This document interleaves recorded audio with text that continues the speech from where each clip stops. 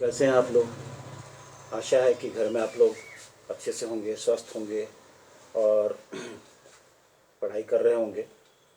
आपको टाइम तो पूरा मिल रहा होगा, कहीं आना जाना है नहीं। इससे पहले वाले वीडियो में मैंने क्लास 10 के लिए केमिस्ट्री का first chapter chemical reactions and chemical equations में केमिकल रिएक्शन के बारे में बताया था। और इस वीडियो में मैं आपको बताने जा रहा हूँ characteristics properties of chemical reaction. अब ये characteristics properties of chemical reaction क्या है, इसको मैं पहले थोड़ा आपको बता दूँ। कोई भी जो केमिकल रिएक्शन हो रहा होता है तो उस केमिकल रिएक्शन के साथ कुछ ऐसे प्रॉपर्टीज़ होते हैं जो उस वक्त हो रहे होते हैं, जो स्पष्ट नज़र आ रहा होता है। तो ऐसे जो ऑब्जर्वेबल प्रॉपर्टीज़ हैं, इस ऑब्जर्वेबल प्रॉपर्टीज़ को ही कहा जाता है कैरेक्टरिस्टिक्स ऑफ केमिकल रिएक्शन। अब वो क्या क्या हैं, तो वो हो सकता है फॉर्मेशन ऑफ प्रेसिपिटेट हो, इवोल्यूशन ऑफ गैस हो, चेंज इन स्टेट हो, चेंज इन कलर, ये सब चेंज इन टेम्परेचर।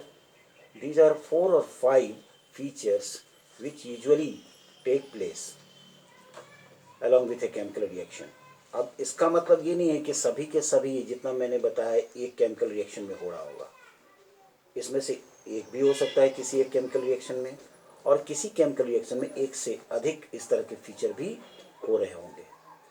तो इसमें मैं आपको अलग अलग एग्जाम्पल लेकर के बताऊंगा कि जो ये करैक्टरिस्टिक्स हैं ये किस केमिकल रिएक्शन में आपको ऐसा नज़र आते हैं। तो ये मैं आपको अलग अलग एग्जाम्पल से बताने जा रहा हूँ। अब ध्यान दीजिए इस पर। तो आइए पहले देखते हैं फॉर्मेशन ऑफ प्रेसिपिटेट।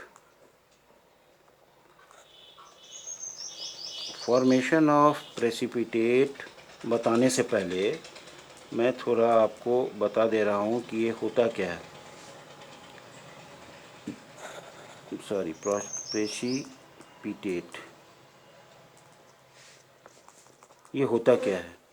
जब हम दो केमिकल लेते हैं, यूजुअली जो केमिकल रिएक्शन करा रहे होते हैं तो वो एक्वस सॉल्यूशन उसका लेते हैं। तो एक का एक्वस सॉल्यूशन, एक केमिकल के एक्वस सॉल्यूशन में दूसरे केमिकल के एक्वस सॉल्यूशन को डालते हैं। तो जो केमिकल होता है उसमें तो अच्छी तरह से डिज़ोल्व होता है, लेकिन जब रिएक्शन होता है तो उसमें ऐसा भी सब्सटेंस बन सकता है जो खुद ही उस सॉल्वेंट में सॉल्युबल हो, और ऐसा भी हो सकता है जो उसमें इनसॉल्युबल हो। तो जब इनसॉल्युबल सब्सटेंस अगर बनेगा तो वही अपीयर होने लगेंगे, उसके पार्टिकल्स नज़र आने लगेंगे, और वो या तो नीचे की ओर बैठने आने, बॉटम में सेटल होने लगेंगे या टॉप पर आने लगेंगे। ये डिपेंड करता है उस पार्टिकल के डेंसिटी या वो कितना हैवियर है, इस पर डिपेंड करता है। तो सबसे पहले देखते हैं इसमें कि अगर सिल्वर नाइट्रेट और सोडियम क्लोराइड, इसको अगर हम रिएक्ट कराते हैं AgNO3 प्लस NaCl, इसका एक्वस सॉल्यूशन तैयार करके, और जब इसको रिएक्ट कराया जाता है तो ये बनता है AgCl और सोडियम नाइट्रेट। अब इसमें जो AgCl है ये इनसॉल्युबल है, तो इसी का प्रेसिपिटेट बनने लगता है। इसी को हम कहते हैं कि ये प्रेसिपिटेट फॉर्म में आ रहा है, क्योंकि इनसॉल्युबल पार्टिकल्स जो है ना वहाँ सॉल्यूशन में नज़र आने लगता है, और सोडियम नाइट्रेट सॉल्युबल होता है। तो इस तरह के फीचर हो सकते हैं किसी केमिकल रिएक्शन में, यानी किसी केमिकल रिएक्शन में प्रेसिपिटेट बन रहे हो सकते हैं। दूसरा इवोल्यूशन ऑफ गैसेस है, इवोल्यूशन ऑफ गैसेज। तो आपने इससे अर्लियर क्लास में भी पढ़ा हुआ कहीं पर कि अगर मेटल को एसिड के साथ रिएक्ट कराया जाता है तो मेटल का सॉल्ट बनता है और साथ में हाइड्रोजन गैस लिबरेट होता है। तो जब भी अगर किसी मेटल को एसिड के साथ रिएक्ट कराया जाता है तो आप समझ जाइए वहाँ पर इवोल्यूशन ऑफ गैस होगा ही होगा। जैसे जिंक प्लस H2SO4, तो इस रिएक्शन में जिंक सल्फेट बनेगा और साथ में गैस बनेगा H2 हाइड्रोजन गैस, तो ये गैस लिबरेट होगा। फिर दूसरा रिएक्शन ऐसा भी हो सकता है, जैसे अगर हम कैल्शियम कार्बोनेट को अगर हीट करते हैं तो कैल्शियम कार्बोनेट को अगर हम हीट करते हैं तो यहाँ कैल्शियम ऑक्साइड बनता है और साथ में कार्बन डाइऑक्साइड गैस रिलीज होता है। तो इस तरह से ये भी एक फीचर है। ये किसी किसी केमिकल रिएक्शन में हो सकता है, जैसा कि अभी आप इसमें देख रहे हैं। जिंक अगर एसिड के साथ यानी मेटल एसिड के साथ रिएक्ट कर रहा है तो इसमें आप देखते हैं कि हाइड्रोजन गैस रिलीज हो रहा है। इस तरह से कोई भी गैस बन सकता है। या कोई भी कार्बोनेट अगर लेते हैं और उसको अगर हीट करते हैं तो उसमें कार्बन डाइऑक्साइड तय है कि बनेगा बनेगा ही, गैसेस फॉर्म में ये आ जाएगा। उसके बाद तीसरा है चेंज इन टेम्परेचर। तो चेंज इन टेम्परेचर ये भी कैरेक्टरिस्टिक्स प्रॉपर्टीज है किसी भी केमिकल रिएक्शन का। ऐसे तो जितने भी कंबशन रिएक्शन हैं उस हर एक कंबशन रिएक्शन में क्या होता है कि हीट का प्रोडक्शन तो होता ही होता है। जैसे अगर एलपीजी है, लिक्विफाइड पेट्रोलियम गैस, जो कि ब्यूटेन होता है नॉर्मली। ऐसा नहीं कि सिर्फ ब्यूटेन होता है, मतलब और भी मीथेन, ईथेन, प्रोपेन भी उसके साथ या पेंटेन भी हो सकते हैं, but it is mostly butane. अब ब्यूटेन अगर है उसके साथ अगर हम वहाँ जो जल रहा होता है ये होता है C4H10, और ये जब जलता है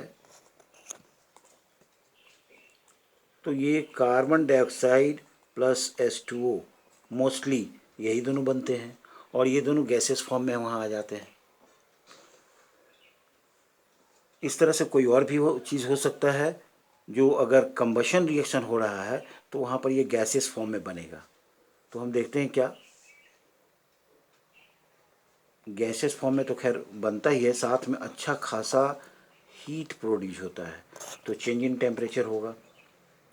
चेंज इन टेम्परेचर का एक बहुत ही बेहतर उदाहरण है अगर क्विक लाइम को यानी कि कैल्शियम ऑक्साइड को वाटर से इंटरेक्ट कराया जाए।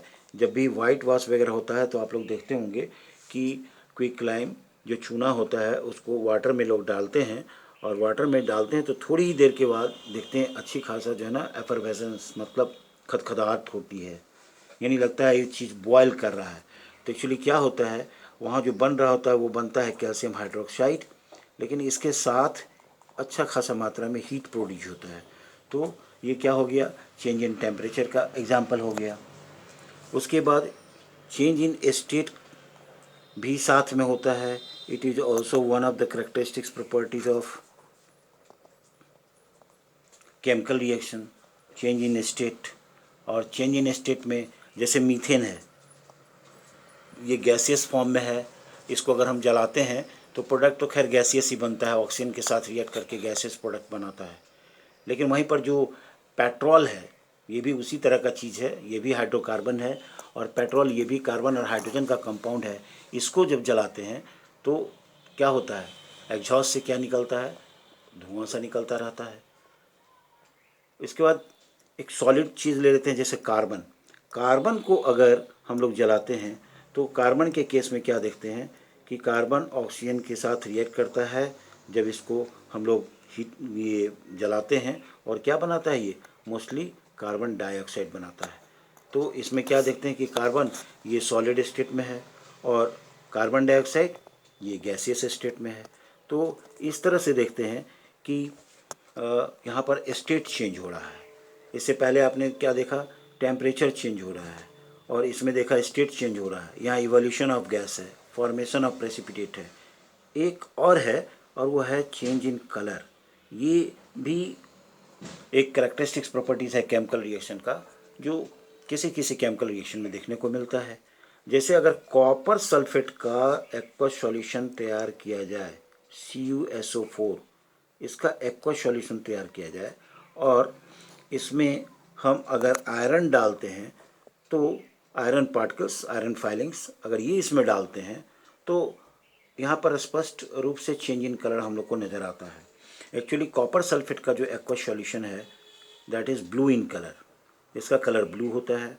And when iron filings are kept in that तो आयरन डिस्प्लेसेस कॉपर और ये बनाया जाता है क्या, फेरस सल्फेट। अब इसका जो कलर है जैसे ही फेरस सल्फेट बनेगा तो इसका कलर हो जाएगा ये ग्रीन कलर का होता है। तो एक्वस सॉल्यूशन पहले था ब्लू कलर का और अब हो जा रहा है वो ग्रीन कलर का, और साथ में कॉपर भी अलग बन जाएगा। तो इस रिएक्शन में हम देखते हैं कि कलर चेंज हो रहा है। तो ये सब ऐसे फीचर हैं जो फीचर किसी भी केमिकल रिएक्शन में कोई एक, कभी कभी दो वहाँ नज़र आने लगता है, और इसको हम लोग बोलते हैं characteristics properties of chemical reaction और simply characteristics of chemical reaction. तो डियर स्टूडेंट्स, इसमें तो आपने देखा अभी कैरेक्टरिस्टिक्स ऑफ केमिकल रिएक्शन, ठीक है। तो मैं यही कहूँगा, इसको आप फिर अपने ढंग से पढ़िएगा, बुक में भी देखिएगा, और अभी फ़िलहाल इस वीडियो में इतना ही। Thank you.